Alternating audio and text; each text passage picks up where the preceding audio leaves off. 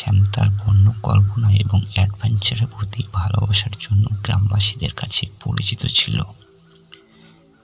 শ্যাম গ্রামবাসীদের কাছ থেকে জঙ্গলের মধ্যে কোথাও লুকিয়ে থাকা একটা পৌরাণিক গুপ্তধনের গল্প শুনেছিল এবং তারপর থেকেই তার মধ্যে কৌতূহল জেগে ওঠে। একদিন শ্যাম সেই গুপ্তধনের লোভ প্রতিরোধ করতে না পেরে জঙ্গল অ্যাডভেঞ্চারের কথা ভাবতে থাকে। সে তার প্রয়োজনীয় জিনিসপত্র সহ একটি ছোট ব্যাকপ্যাক করে এবং তার বাবা মাকে বিদায় জানিয়ে রহস্যময় জঙ্গলের দিকে যাত্রা শুরু করে।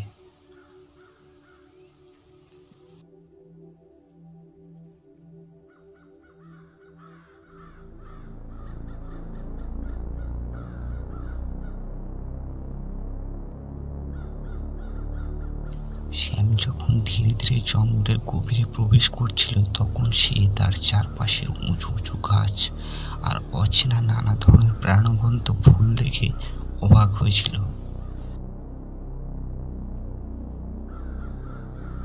অচেনা পাখির শব্দে আর লুকিয়ে থাকা বন্য প্রাণীদের নিঃশ্বাসে জঙ্গলের বাতাস আস্তে আস্তে ঘন হয়ে উঠছিল।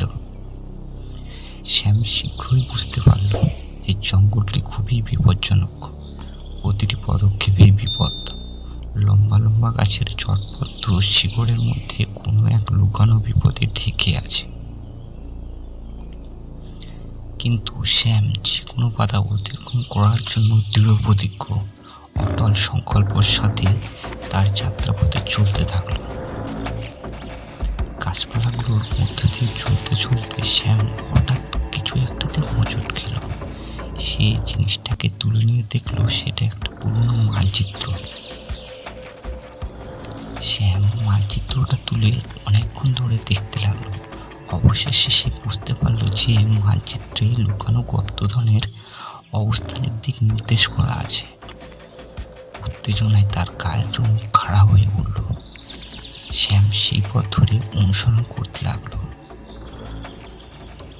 মানচিত্রটি শ্যামকে জঙ্গলের গভীরে অবস্থিত একটি রহস্যময় জলপ্রপাতের দিকে নিয়ে যায়।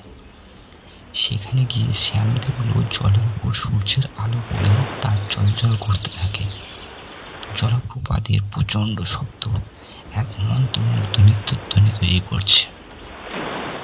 শ্যাম একটা গভীর শ্বাস নিল এবং জলপ্রপাতের নিচে ডুব দিল। জলের মধ্যে দিয়ে সাঁতার কাটতে কাটতে শ্যাম একটি লুকানো গুহায় প্রবেশ করল। গুহার দেয়ালগুলি মূল্যবান রত্নপাথর দিয়ে সাজানো ছিল। এই দেখে শ্যামের হৃদস্পন্দন বেড়ে গেল। বিস্ময়ে ভরা শ্যাম তার অবিশ্বাস্য আবিষ্কারের স্মৃতিচিহ্ন হিসেবে সাবধানে কয়েকটা রত্ন নিজের কাছে রেখে দিল। যাই হোক, শ্যাম যখন চলে যাওয়ার জন্য তৈরি হতে লাগলো হঠাৎ তখনই গুহার ভেতর দিয়ে একটি গর্জন শব্দ শুনতে পেল। চমকে ফিরে দেখে একটি বিশাল সাপ। ভয়ে নিথর হয়ে রইল শ্যাম, কারণ সে জানতো তাকে দ্রুত কিছু একটা ভাবতে হবে। হঠাৎ তার মনে পড়ল গানের প্রতি সাপের দুর্বলতার একটা গল্প সে শুনেছিল। শ্যাম তার ব্যাগ থেকে তার বিশ্বস্ত হারমোনিয়ামটি বের করে এবং বাজাতে থাকে। বাঁশির শব্দে বাতাস ভরে উঠল। সাপটা মাথা দুলাতে দুলাতে আস্তে আস্তে ঘুমিয়ে পড়ল। এরপর শ্যাম সাপটিকে বিদায় জানিয়ে চলে গেল।